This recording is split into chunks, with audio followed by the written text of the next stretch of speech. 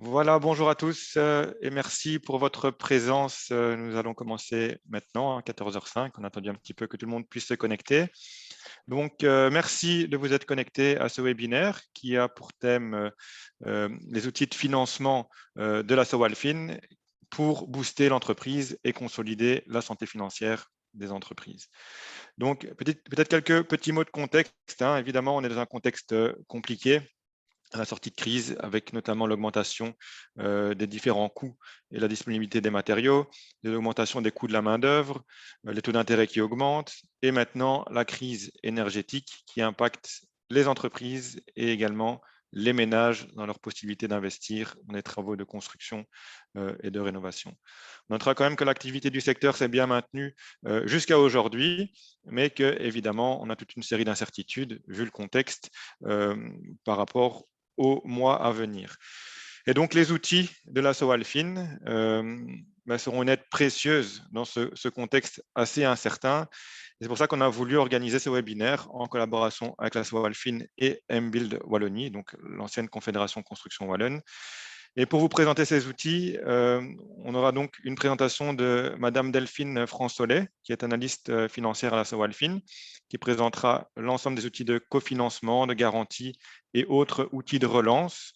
On aura également Jérôme Canei, notre collègue conseiller environnement chez MBuild Wallonie, qui présentera le diagnostic bas carbone et le système de référent bas carbone qui est mis en place en Wallonie, de nouveau en collaboration avec la Sowalfin. Et enfin, Madame Véronique Léonard, qui est la responsable du pôle éco-transition à la Sowalfin et qui présentera le dispositif Easy Green qui vise à soutenir les investissements pour diminuer la consommation énergétique des entreprises, entre autres. Donc, vous pourrez poser vos questions dans le chat. Les micros et les caméras resteront coupés. Et je voulais aussi vous avertir que c'est un webinaire enregistré pour permettre à ceux qui n'ont pas eu la chance de nous rejoindre cet après-midi de le suivre sur les réseaux par la suite. Donc voilà, j'invite Delphine Fransolet à partager sa présentation et je lui cède tout de suite la parole. Oui, bonjour à tous et à tous. Je vais partager ma présentation.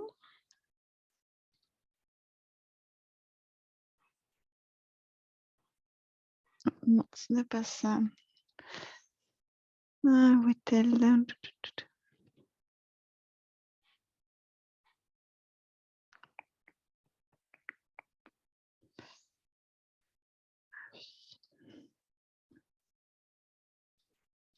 Ah, alors voilà, c'était caché.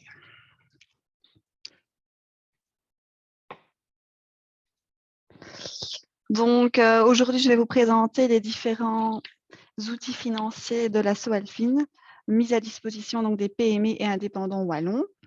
Dans un premier temps, je vais parler rapidement du groupe Sowalfin et de ses missions, pour ensuite parler vraiment des produits financiers. Donc, créée en 2002, la Sowalfin avait comme mission de départ de faciliter l'accès au financement des entrepreneurs wallons et indépendants. Aujourd'hui, les services proposés vont au-delà du financement. En effet, on a vraiment évolué vers une offre de services complète. Depuis 2018, la Sowalfin s'est vue confier les missions de sensibilisation à l'entrepreneuriat et les missions d'accompagnement des entreprises, du lancement de leurs projets à la transmission de celles-ci. Donc aujourd'hui, le groupe Sowalfin embrasse 4 métiers complémentaires, l'orientation et la formation via le portail 1890, dont je vais parler un peu plus amplement par la suite, la sensibilisation, l'accompagnement et le financement. Afin d'être en adéquation avec ces nouvelles missions, le groupe a été structuré afin de répartir ses activités en 6 pôles pour couvrir tous les stades de vie de l'entreprise. Donc, comme on peut le voir sur le slide, il y a le pôle création, croissance et transmission. Et puis, il y a des pôles plus spécifiques pour des thématiques bien particulières. Donc, le pôle innovation, éco-transition et internationale. Et les solutions de financement couvrent bien évidemment tous ces pôles de manière transversale. Donc, la Sowalfin s'occupe donc d'informer et orienter les PME elle le fait via sa plateforme qu'on appelle le 1890. C'est vraiment un véritable port d'entrée pour les entrepreneurs wallons en quête d'information. Le 1890 permet d'une part de fournir une série d'informations avec le lien avec l'exercice d'une activité économique et permet aussi de réorienter vers les bons interlocuteurs parmi le réseau wallon des partenaires publics et des partenaires privés. On va vraiment maintenant passer aux solutions de financement. Donc, pour rappel, la mission première de l'asso Walfin, c'est de faciliter l'accès des PME et des indépendants au financement de leurs activités et de leurs projets. Comment? En proposant des solutions de financement adaptées aux besoins de l'entreprise, c'est-à-dire qu'on peut financer du fonds de roulement, on peut financer des investissements immobiliers, mais aussi des investissements de machines ou même du leasing, à tout stade de vie de l'entreprise et via différentes sortes de financements possibles. Principalement, on va aider via 2 solutions, la garantie sur des crédits bancaires et via du financement. Tout ce qui est capital à risque, ça peut se faire, mais c'est uniquement via les 9 Invest Wallons. Notre intervention est de manière générale conjointement à une intervention bancaire. Nous jouons ainsi un rôle complémentaire aux banques. Notre philosophie d'intervention, c'est de partager les risques entre les différents intervenants, en sachant que l'asso Walfin assume généralement un risque supérieur à celui accepté par un partenaire bancaire. Alors, qui peut bénéficier d'une intervention du groupe SoWalfin? En fait, l'entreprise, elle doit satisfaire à 4 critères d'éligibilité. Il faut que ce soit une PME, donc il doit répondre à des critères de taille qui sont repris sur le slide. Donc, il faut que l'effectif soit inférieur à 250 équivalents temps plein et que soit le total bilan soit inférieur ou égal à 43 millions ou que le chiffre d'affaires soit inférieur ou égal à 50 millions d'euros, sachant que ces critères, ils s'apprécient sur base consolidée. Il faut que l'entreprise soit située en région wallonne, soit son siège d'exploitation, soit le lieu d'investissement. Il faut que l'entreprise ne soit pas considérée comme en difficulté financière, sachant que ce critère ne s'applique pas si l'entreprise a moins de 3 ans. Et pour finir, il faut qu'elle soit active sur un secteur éligible. Donc, la plupart des secteurs sont admis, comme on peut le voir sur le slide.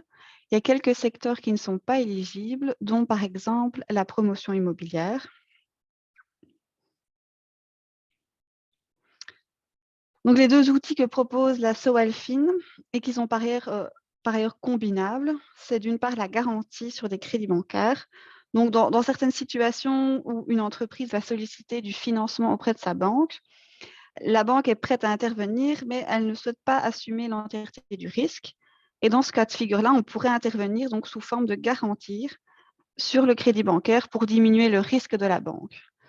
On peut couvrir jusqu'à 75% du crédit de la banque avec un plafond d'intervention de 1 500 000 €.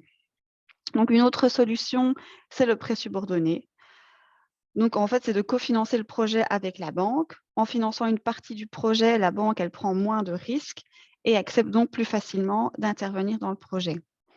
Au niveau du prêt SoWalfin classique, donc ma collègue Véronique Léonard va expliquer plus tard le produit Easy Green qui est plus spécifique. Donc, par rapport au prêt classique, le montant maximum du prêt, c'est 500 000 €. On ne demande pas de sûreté ni de la part de l'entrepreneur ni de la part de l'entreprise.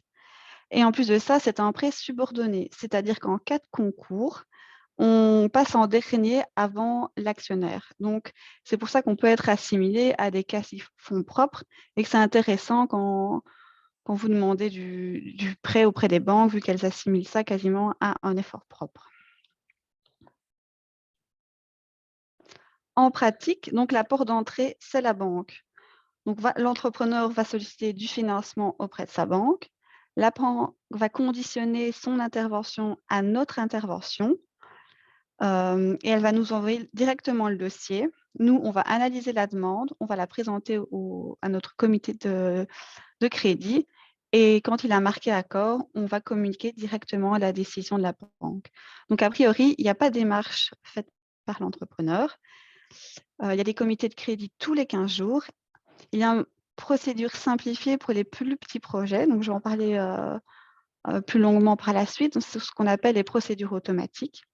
Et pour certaines thématiques, donc les thématiques pour les entreprises qui ont des projets à l'international ou dans l'innovation ou de transition énergétique, le financement peut se faire en direct avec l'entreprise et donc c'est un autre processus. Donc, ce petit schéma-ci, c'est vraiment pour qu'on voit la différence entre ce qui peut être fait sous produit automatique et ce qui est fait sous produit non automatique. Donc, de manière globale, les budgets ou les investissements qui sont inférieurs ou égaux à 250 000 €, et si le besoin de prêt ou garantie est de maximum 75 000 € pour le prêt et d'une couverture de 37 500 € pour la garantie, ça peut se faire en automatique. Et le reste, c'est le processus que j'ai expliqué dans le slide suivant. Donc, c'est via comité, analyse, etc. Donc, les garanties et prêts automatiques, ce qu'on appelait anciennement le produit mixte automatique, ou il y a eu aussi les formules du prêt ricochet. Maintenant, on ne parle plus que de garantie et prêts automatiques. On a voulu un peu simplifier. Donc, la cible, ce sont les petites entreprises, en sont inclus les indépendants, donc des structures qui ont maximum 50 personnes et dont le chiffre d'affaires est inférieur ou égal à 10 millions d'euros, ou le total bilantaire. Si les besoins sont supérieurs ou s'il s'agit donc d'une PME, donc qui dépasse ces critères de taille, on bascule directement dans les produits alors non automatiques. Qu'est-ce qui caractérise le produit automatique? Donc, il n'y a pas d'analyse. La délégation de la décision a été donnée à la banque, et ce qui implique que la lettre de garantie est disponible instantanément sur la plateforme et que la convention du prêt est envoyée instantanément à l'entrepreneur, si tous les critères évidemment d'éligibilité sont respectés. Donc, vous l'aurez compris, c'est un processus très simple et très rapide. Donc, les 2 slides qui suivent, c'est un peu le détail de ces produits-là. Donc, c'est un peu technique, je vais rapidement les passer. Il faut juste avoir en tête que les plafonds d'intervention en prêt automatique diffèrent en fonction que l'entreprise ait été créée avant ou après le 13 mars 2020. Il faut avoir en tête aussi que le prêt automatique est combinable avec une garantie automatique qui pourrait conduire à une prise de risque de la Sovalfin de près de 87,5% du projet. Maintenant, par rapport donc aux prêts subordonnés classiques, je peux souligner, en plus de ce que j'ai déjà dit, que c'est minimum 25 000 €, maximum 500 000 €, maximum 40% du montage. On ne prête pas plus que le prêt conjoint bancaire. Au niveau de la durée, on s'aligne sur la durée du crédit bancaire conjoint avec un maximum de 15 ans. Et au niveau du taux, on applique soit le taux de la banque, moins 2%, ou alors mais avec un plancher. Actuellement, c'est souvent le plancher. Donc c'est l'IRS de la durée du crédit et le taux de référence, plus une marge de 1,25%. En termes de taux IRS, sur un crédit à 7 ans, on est plus ou moins un IRS de 2,5 plus une marge de 1,25%. Donc, ça fait un taux de 3,75% pour un prêt subordonné sur 7 ans. Au niveau de la garantie partielle, donc maximum 75% de couverture, avec un engagement maximum de 1 500 000 €. On peut intervenir en garantie sur toutes sortes de prêts, donc que ce soit des lignes court terme pour des lignes court terme d'exploitation, que ce soit des crédits d'investissement ou des leasings. On a une durée maximale de garantie et il y a un coût, donc il y a une commission qui doit être payée au début et qui correspond généralement à 1% du montant garanti sur le nombre d'années. Donc, au niveau des démarches, donc je les ai déjà expliquées, mais c'est vraiment pour faire un rapide rappel. Je remets aussi l'adresse globale du pool analyste. En tout cas, il ne faut pas hésiter à nous contacter avant d'introduire un dossier pour vérifier si le projet est faisable et si l'entreprise est éligible à une intervention sur Walfin.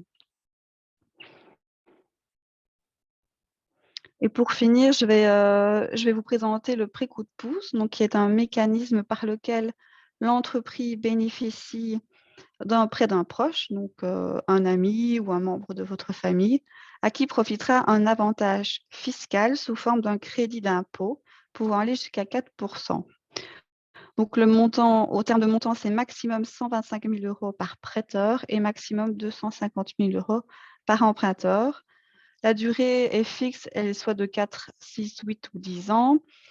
Le taux d'intérêt, c'est le taux légal en vigueur, donc c'est 1,5% en 2022. Le prêt peut soit se rembourser sous forme mensuellement ou trimestriellement, ou il peut être remboursé à terme. Et dans le slide suivant, on voit vraiment le gain que peut donner ce genre de pré-coup de pouce à la personne qui prête les fonds, qui est quand même beaucoup plus intéressante que les intérêts classiques, vu qu'il a droit à un crédit d'impôt de 4% les 2 premières années et de 2,5% les années fiscales suivantes. Donc voilà, moi c'était tout pour ma présentation. Merci pour votre attention.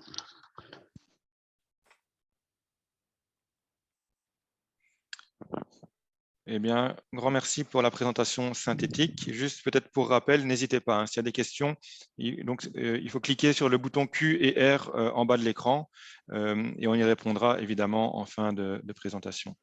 Je vais maintenant passer la parole directement à Jérôme Canei. Voilà, Jérôme, je te passe la parole. Merci Salim. Bonjour à tous. Alors, je vais mettre mon écran comme il faut. Voilà, alors comme Salim l'a dit, je vais présenter le service référent bas carbone, économie circulaire, qui est disponible au niveau de MBuild Wallonie. Donc, pour rappel, en fait, nous sommes 2 référents bas carbone pour le secteur de la construction, soutenus par le Walfin, moi et mon collègue Jonathan Boulevin. Alors, avant de parler d'économie circulaire, il faut parler bien évidemment d'économie linéaire. Alors, l'économie linéaire, qu'est-ce que c'est? C'est le modèle global dans lequel on est depuis la Deuxième Guerre mondiale, c'est-à-dire un modèle dans lequel on va extraire des ressources, des matériaux de construction qui comptent par exemple pour 50% des matières extraites dans le monde.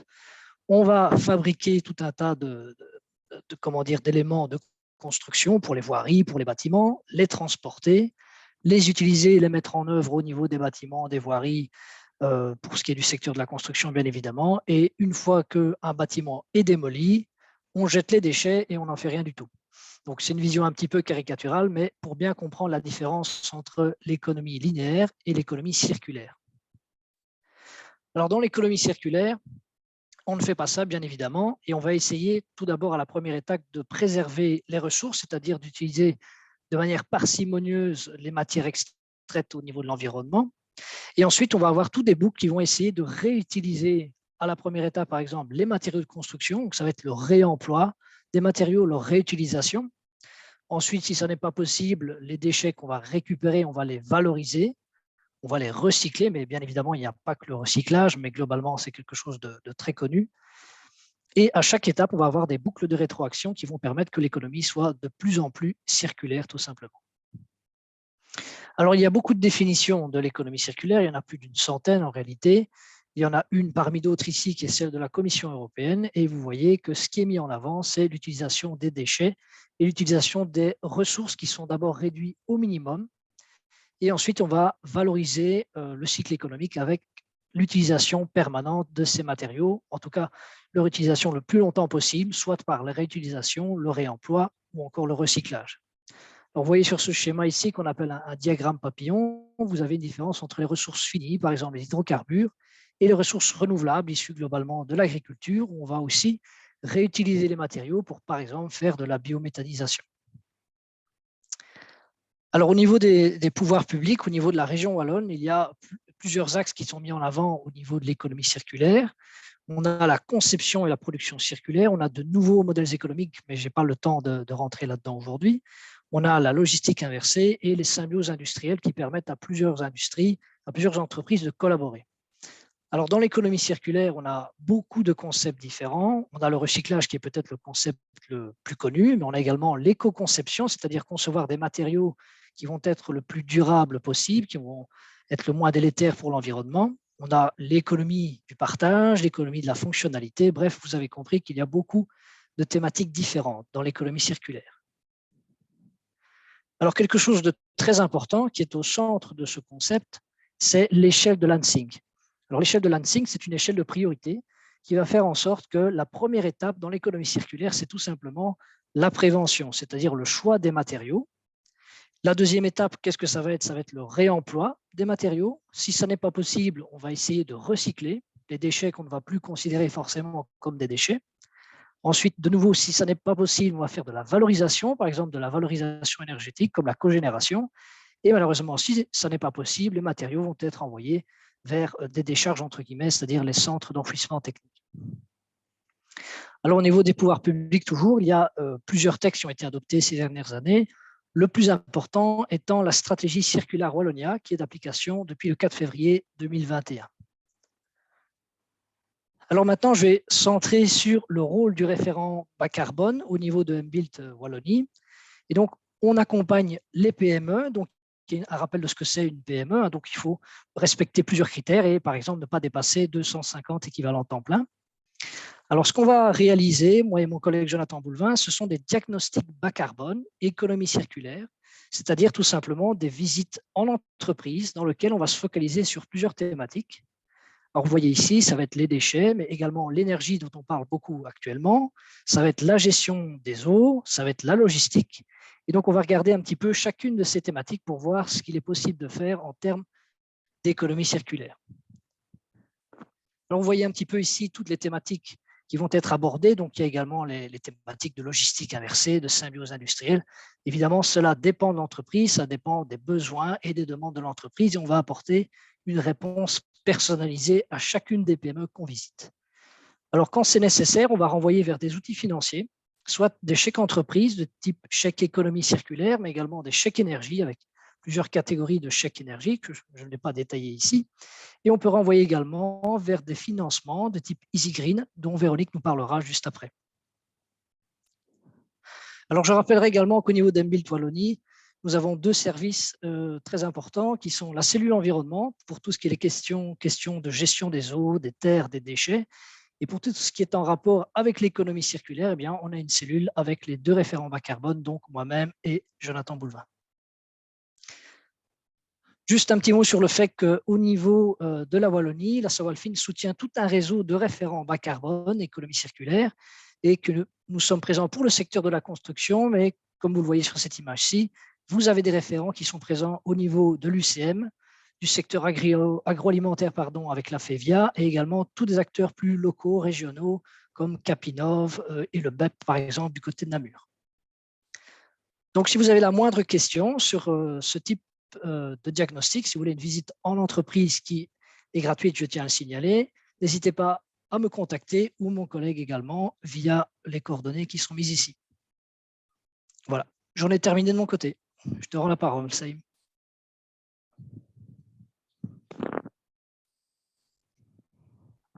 Merci Jérôme.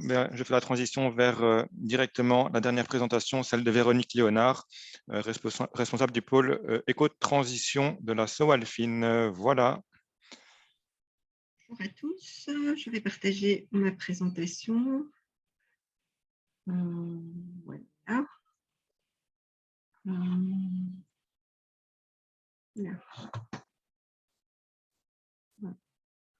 Je pense que vous ne la voyez pas en grand écran. Non, pas pour le moment. Et que là, c'est bon. Oui, c'est bon. Ouais. Bonjour à tous, merci MBuild d'avoir organisé ce webinaire et je vais avoir le plaisir de pouvoir expliquer ce qu'est le dispositif Easy Green. Donc, c'est un dispositif qui a été lancé en 2017 et dont l'objectif est vraiment d'aider les PME wallonnes à pouvoir s'inscrire dans plus de durabilité, mais vraiment au sens large du terme. Et bien, ce dispositif va bien au-delà donc du financement. Une des premières parties vient d'être expliquée par Jérôme et je vais pouvoir compléter ces informations.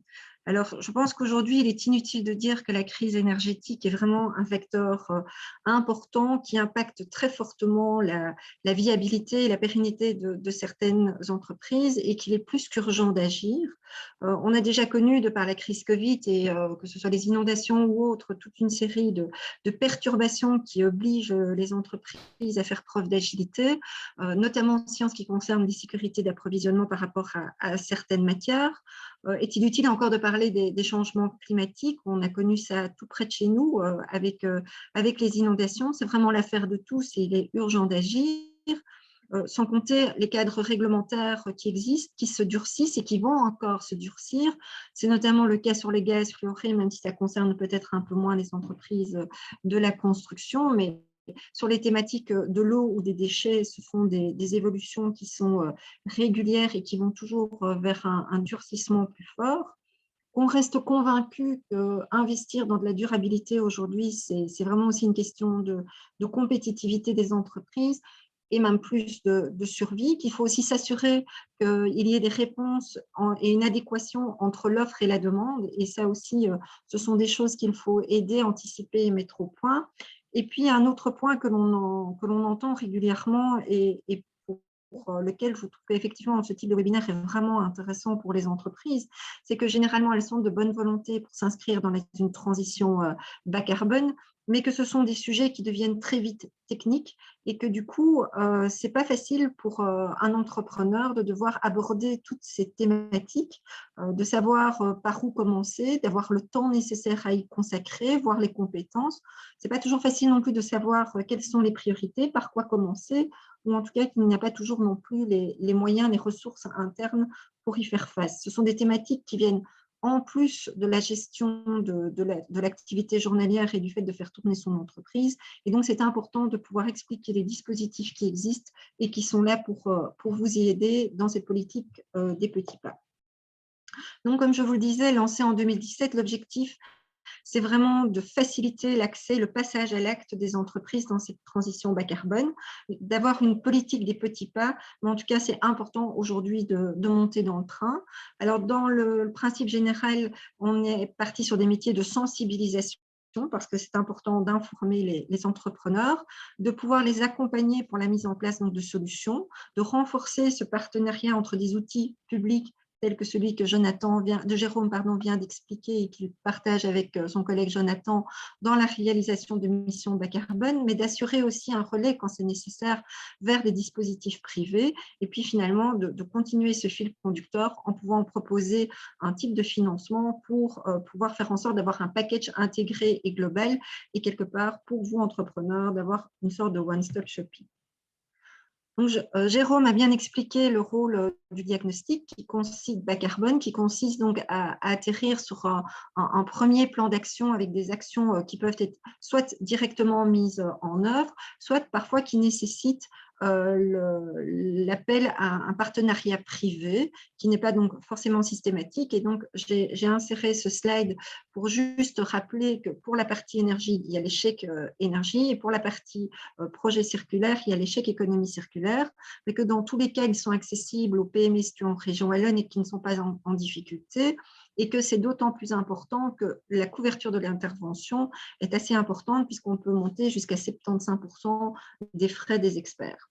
Alors, un petit point aussi par rapport à la dimension énergétique, c'est qu'il y a plusieurs types d'audits qui sont réalisables et qu'il n'est pas toujours utile de faire un audit global. C'est une façon aussi de pouvoir cibler et s'attaquer et aller directement à l'essentiel. Donc, on peut faire un audit simplifié, ce qui permet aussi de réduire le coût et donc finalement la partie non finançable par l'échec pour déjà avoir un plan d'action assez ciblé et concret, ou à l'inverse, l'audit peut découper un petit peu l'entreprise, soit sur la partie bâtiment, soit sur la partie process industriel, soit sur la partie énergie renouvelable. Rappelons, et j'aurai l'occasion d'y revenir plus en détail sur un exemple, mais qu'aujourd'hui, avec les fournisseurs d'énergie, il n'est plus possible de négocier ou d'avoir un contrat d'approvisionnement à prix fixe. Installer aujourd'hui du photovoltaïque, c'est une manière de sécuriser son approvisionnement en électricité, mais aussi de garantir une partie de son approvisionnement électrique à un prix fixe, puisqu'on sait que la technologie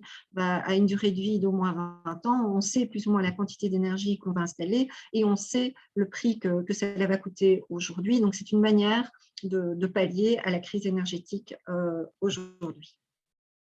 Donc, le dispositif EasyGreen s'articule autour de 3 axes. Tout ce qui est transition énergétique, donc c'est principalement l'optimisation des consommations électriques et la production d'énergie renouvelable, la réduction de l'utilisation des gaz fluorés et le domaine de l'éco-innovation dans lequel on met l'économie circulaire. Donc, quelques petits exemples aussi, mais j'aurai l'occasion aussi de les illustrer, les rendre un peu plus interactifs. Mais quand on parle d'optimisation énergétique, on met aussi le vecteur eau dedans. C'est une ressource pour laquelle les contraintes législatives vont devenir de plus en plus importantes. Les prix sont aussi en train d'augmenter. On a parlé, on a vu la sécheresse qui était vraiment à nos portes cet été-ci. Et donc, c'est aussi une ressource qu'il faut pouvoir optimiser, prendre en compte et être sensible à son utilisation rationnelle. Alors, quand on parle d'optimisation de l'efficacité, ça concerne aussi bien les outils de production. Donc, c'est optimiser son parc de machines ou si on doit acheter de nouvelles machines, d'intégrer directement lors de l'achat la dimension de la consommation énergétique. Mais ça peut être aussi l'installation de systèmes de récupération de chaleur, d'isolation, l'installation d'une station d'épuration, d'une citerne d'eau de pluie, de l'optimisation de l'air comprimé ou d'utilities comme la vapeur aussi. Ça peut porter également sur les bâtiments et le bureau. Donc, c'est l'amélioration de l'enveloppe du bâtiment, c'est mettre de l'isolation, changer les vitrages pour aller vers du double vitrage, opter pour un système de pompe à chaleur, remplacer l'éclairage de vieux tubes éventuellement par des LED ou mettre des systèmes de détecteurs de présence, des sondes qui vont pouvoir permettre de mieux piloter et réguler les températures ou les ventilations et ainsi diminuer les consommations. C'est aussi tout ce qui est production d'énergie d'origine renouvelable, comme je l'évoquais tout à l'heure, le photovoltaïque, mais il n'y a pas que cette source-là d'énergie renouvelable. Il y en a 9 différentes reconnues en région wallonne, mais tout ce qui est éolien, géothermie, soit basse ou profonde, solaire thermique, biomasse, biométhanisation, font aussi partie des éléments éligibles.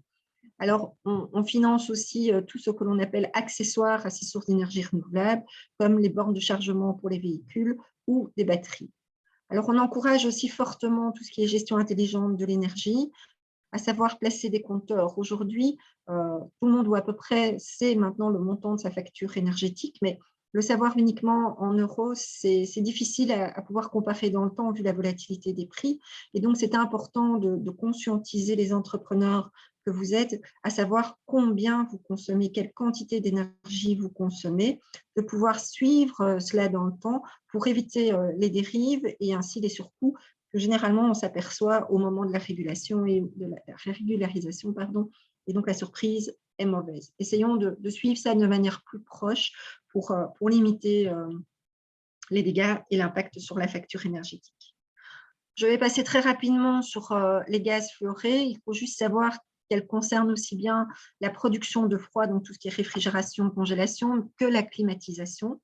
Donc, c'est toute une série de gaz qui sont progressivement interdits. Cette législation concerne tout le monde, aussi bien le petit glacier avec sa camionnette qui fait le tour du village que la grosse entreprise agroalimentaire.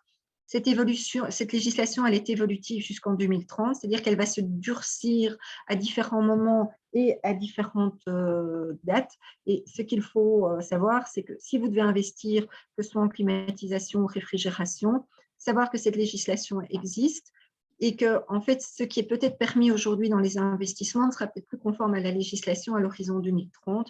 Et donc, ça vaut la peine de pouvoir être conseillé et être challengé par rapport au type d'investissement que vous souhaiteriez faire.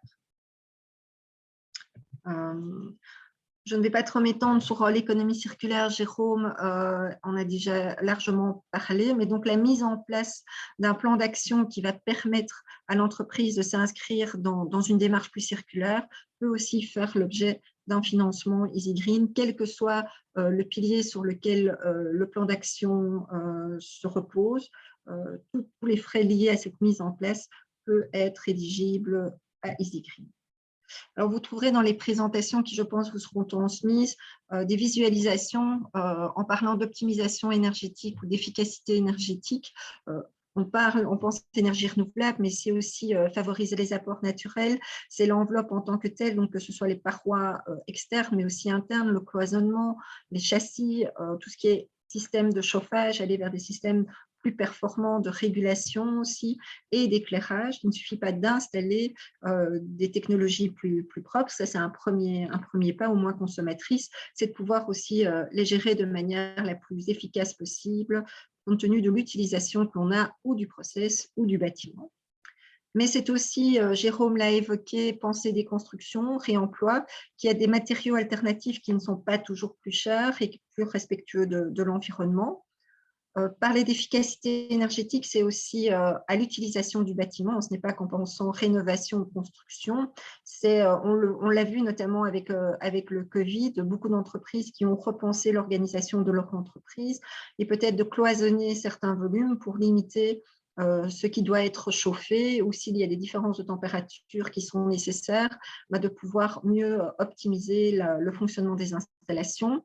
Tout ce qui est régulation de chauffage, de climatisation, installation de sondes CO2, de détecteurs de présence et autres peuvent rentrer dans les solutions d'optimisation énergétique.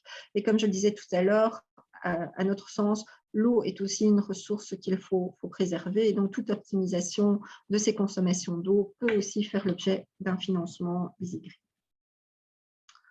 La question des déchets a été évoquée et il vaut la peine de pouvoir se poser et les questions par rapport à cela.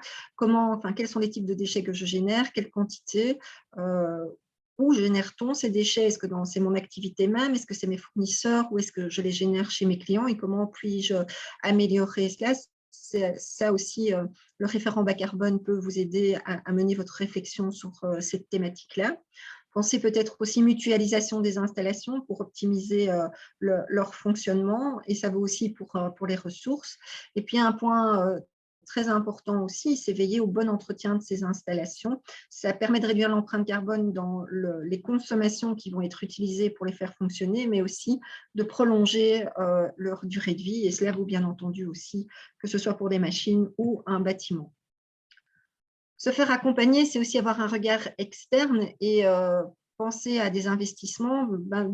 Si on prend la thématique du froid, si on doit faire des investissements très importants, ça vaut la peine de se reposer la question du dimensionnement, de comment va évoluer, si possible, l'activité de l'entreprise, de quoi ai-je vraiment besoin, quelles sont les technologies les plus efficaces, les plus adaptées à mon entreprise, à mon activité, et de ne pas avoir des coefficients de sécurité, de fonctionnement de 2 ou 3 qui vont entraîner des surconsommations énergétiques très importantes.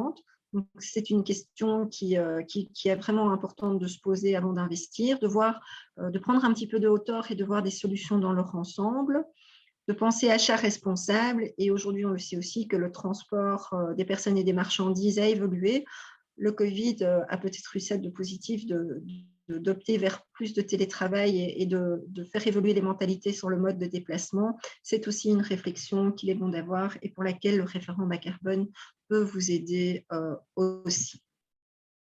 Alors, on essaie qu'EasyGreen soit le plus souple et attractif possible. Comme je vous disais, le manque de temps des entrepreneurs est un facteur important. Donc, on essaye d'aller le plus vite possible et d'accompagner l'entreprise dans sa démarche. Donc, EasyGreen, c'est un prêt majoritairement subordonné. Subordonné, ça veut dire qu'on ne demande ni hypothèque ni mandat.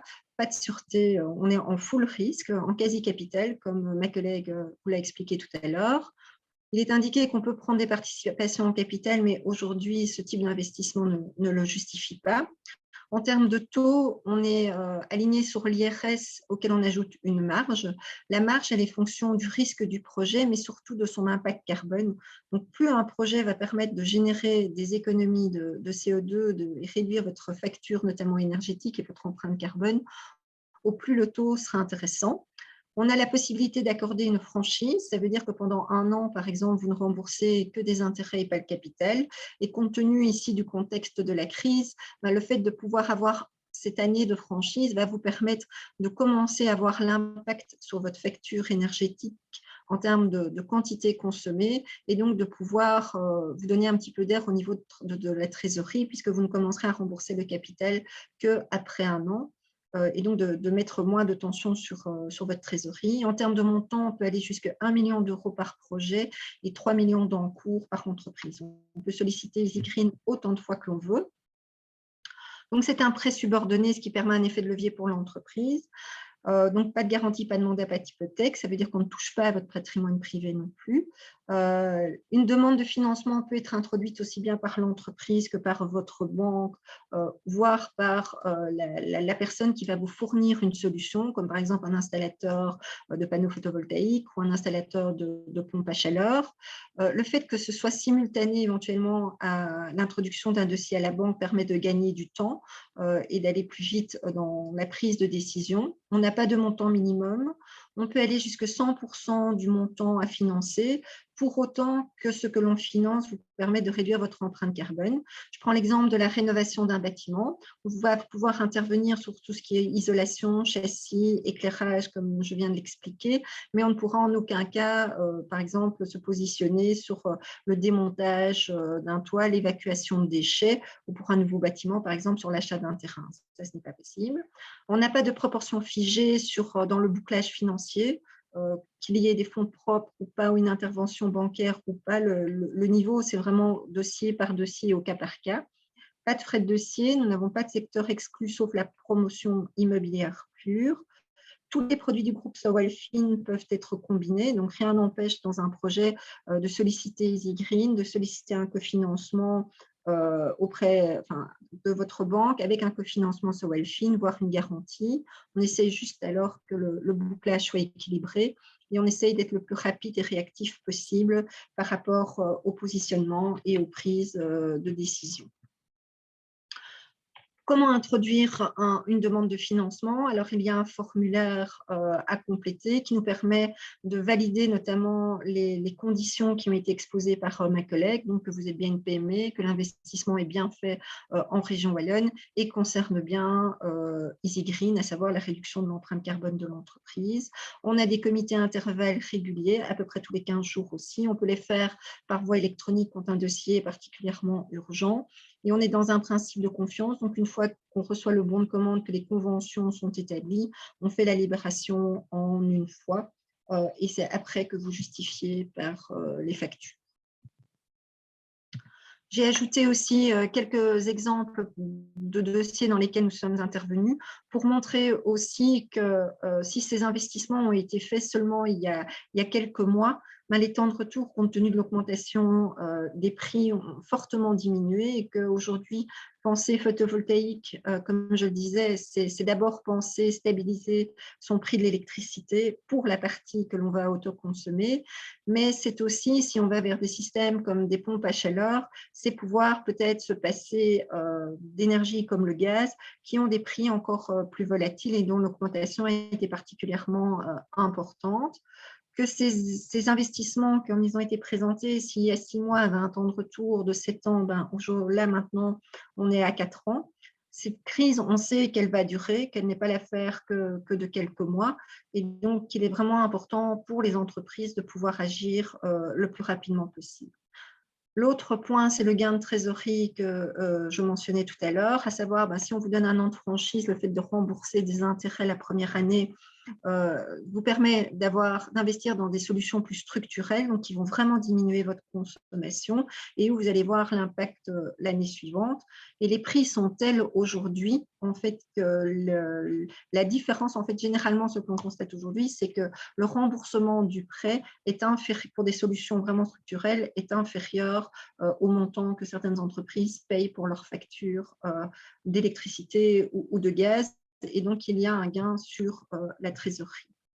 Ici, c'était un autre exemple sur une installation de froid où là aussi, bien que complètement différent, et le fait d'avoir repensé, on fait passer le temps de retour de 10 ans à 6 ans. Là aussi, on constate un gain de trésorerie. Là aussi, le fait d'opter pour de l'énergie renouvelable et un système de récupération de chaleur permet de stabiliser une partie de la facture et de ne plus être dépendant de vecteurs énergétiques comme le mazout, alors qui lui aussi connaît une volatilité importante. Ça, c'est juste l'équipe qui est à votre disposition pour toute question ou pour tout renseignement. Et alors, je ne voulais pas terminer cette présentation sans évoquer le 1890. Donc, ma collègue en a parlé aussi, mais avec un focus plus sur la crise énergétique. Donc, quelle que soit votre question, n'hésitez pas à téléphoner. Sachez qu'il y a une page qui a été développée et qui est régulièrement alimentée par les éléments nouveaux qui est crise énergie. Et quand vous vous connectez sur le site internet le 1890, vous allez voir le slide que vous voyez ici, c'est vraiment sur la page d'accueil. Donc, dès qu'il y a des annonces qui entrent en vigueur et qui concernent cette crise énergie, vous avez un raccourci et un lien qui vous permet d'être informé des dernières mesures. Donc, n'hésitez pas à consulter régulièrement le site internet. Vous avez vraiment du 1890 le récapitulatif de toutes les aides, de tous les moyens que vous pouvez aussi mettre en œuvre pour pallier à cette crise énergétique, avec des contacts et des liens vers vraiment de l'opérationnel pur qui peuvent vous aider à passer la situation actuelle. Et c'est continuellement alimenté de l'actualité. Donc, n'hésitez vraiment pas à le consulter. Voilà, je vous remercie pour votre intérêt et votre écoute. Voilà, merci Véronique. Je vais tout de suite enchaîner avec quelques questions. Donc, la première qui est plutôt, on a reçu une question dans le chat qui était liée au slide. Donc, effectivement, on les transmettra de toute façon. C'est aussi enregistré, donc tout sera à disposition. Mais j'avais une question sur le tout dernier slide, justement, parce qu'on parlait des mesures d'aide qui ont été mises en place. Pour l'instant, c'est des mesures d'aide fédérales qui ont été annoncées et j'ai vu que le site était bien à jour et tout est bien expliqué. Donc, j'invite vraiment les entreprises à aller voir très régulièrement. Mais est-ce que, de votre côté, vous savez si la région a aussi l'intention de mettre des mesures d'aide complémentaires en place, même si je sais qu'on ne peut pas se prononcer, ce sera une décision politique, mais est-ce qu'on doit s'attendre aussi à avoir des informations complémentaires par rapport à la région? En tout cas, il y a des discussions qui sont en cours et dès qu'il y aura des éléments concrets et factuels pour les entreprises, elles pourront être retrouvées sur le site du 1890. C'est pour ça que je tenais vraiment à mentionner ces pages qui sont accessibles et l'information est mise en ligne le plus online possible, le plus en live. Mais aujourd'hui, il n'y a pas d'autres éléments que ce qui est disponible sur le site du 1890. Ok, donc affaire à suivre. Tout à fait. Donc, une question, donc, les investissements qui ont été présentés, toujours pour Easy Green, c'est quand même des investissements ultra stratégiques. Vu le contexte, pouvoir trouver des sources d'énergie alternatives, évidemment, je dirais même c'est même prioritaire pour ne pas mettre à mal la santé financière de son entreprise. Moi, je voulais savoir, quand des entreprises nous téléphonent et qu'elles ont des projets d'investissement, on travaille beaucoup sur les projets de prime à l'investissement parce que d'abord, on informe et puis on les aide à rentrer leur dossier. Je voulais juste savoir si, en plus de ça, les aides Easy Green, et ceci valable pour les aides globales à Sowalfin, sont compatibles avec l'ensemble des aides des primes à l'investissement de la DGO6. Tout à fait. Tout à fait. Donc, on ne peut pas financer de la R&D que la DGO6 fait, mais dans la réalisation, c'est tout à fait compatible avec les aides, même UDE, D'accord. durable de l'énergie. Elles peuvent être cumulées. Il y va de notre côté, en fait, de vérifier les différents plafonds pour ne pas dépasser les intensités qui sont imposées par l'Europe, puisqu'on est sous le régime des aides d'État, mais c'est tout à fait compatible. Ok, ça c'est une bonne nouvelle. Aussi, donc en vous écoutant, j'entendais que Easy Green peut financer 100% du besoin d'investissement pour autant que ça ait un impact sur la réduction des émissions de carbone. Mais l'autre modèle, le premier modèle qui a été présenté, donc là je m'adresse plutôt à Delphine Fransolet. Et là, on est bien d'accord que c'est du cofinancement. De ce côté-là, on n'a pas accès à un financement à 100%. Ça veut dire que la banque doit valider. C'est bien ça?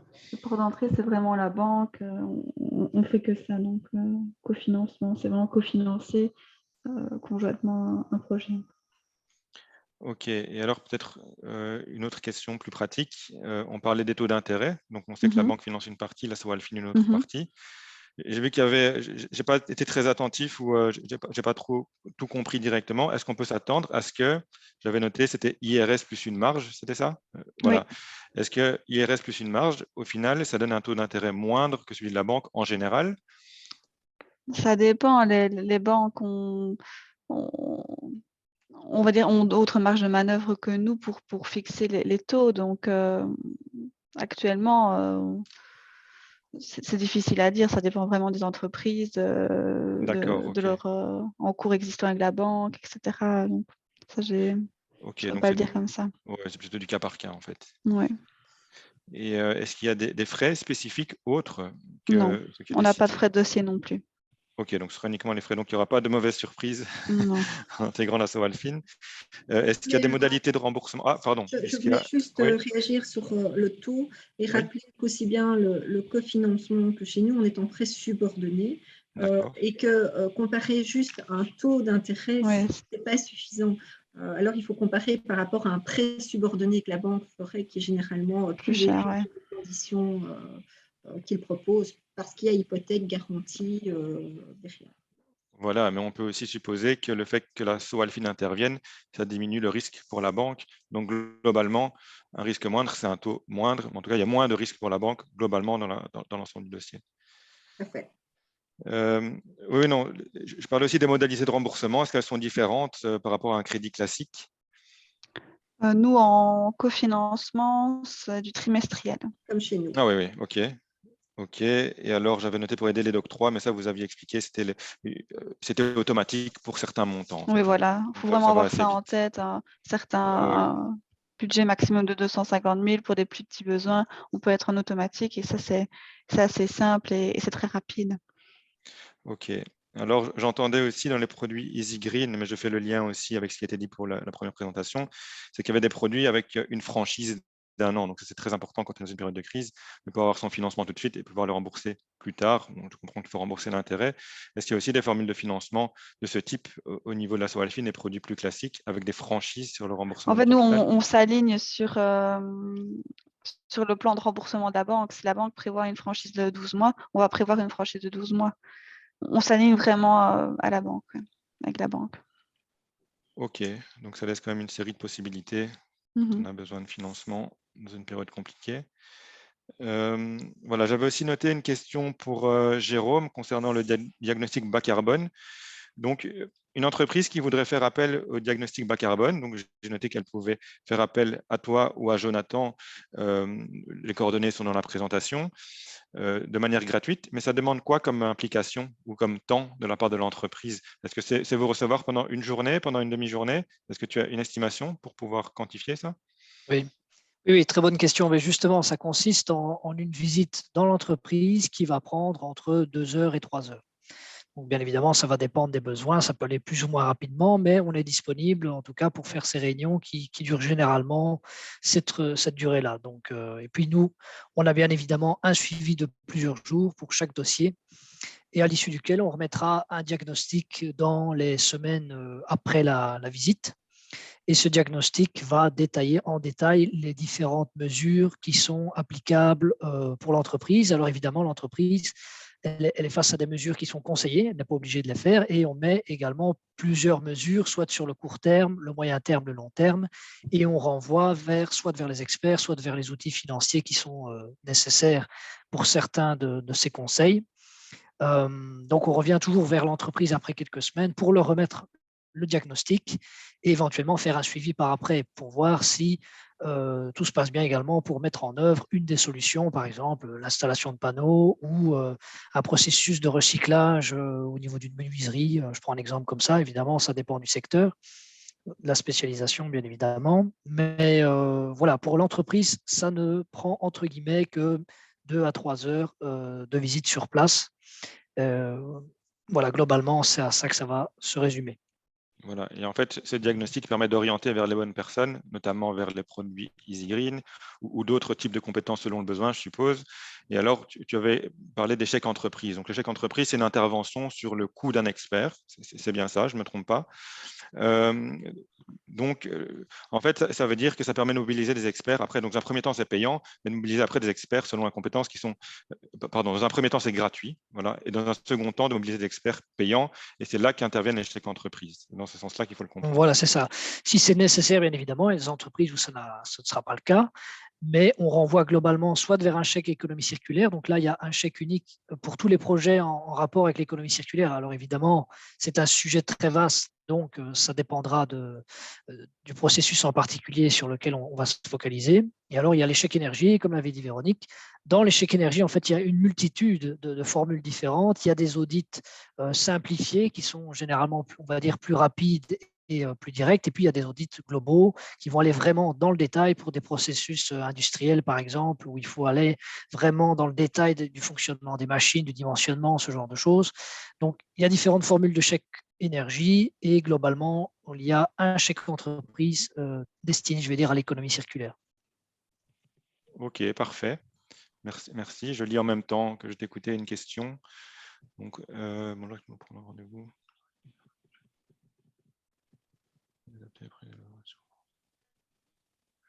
Donc, je vois qu'il y a une question déjà de demande de rendez-vous. Donc, j'ai l'impression que cette question-là sera pour Jérôme. Donc, on va créer un contact directement avec l'entreprise qui nous a contactés maintenant. On garde le nom.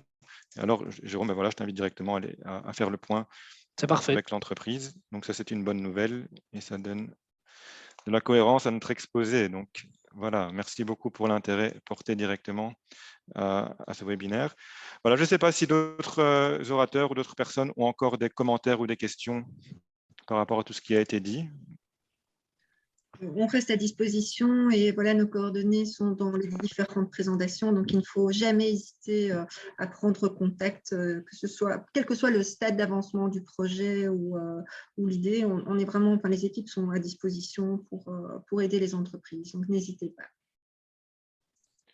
Ok, parfait. Eh bien, de mon côté, il me reste à vous remercier à Sawalfin, qui est toujours un partenaire fiable dans le temps. Donc, merci encore pour votre disponibilité. Merci Jérôme et merci aussi Anaïs pour le support technique. Donc, comme on l'a dit, la présentation sera disponible sur les réseaux. N'hésitez pas. Et évidemment, on reste à disposition pour toute autre question qui viendrait par la suite et pour toute autre demande d'accompagnement. Voilà, grand merci et bonne journée à tous. Bonne Merci, journée. au revoir.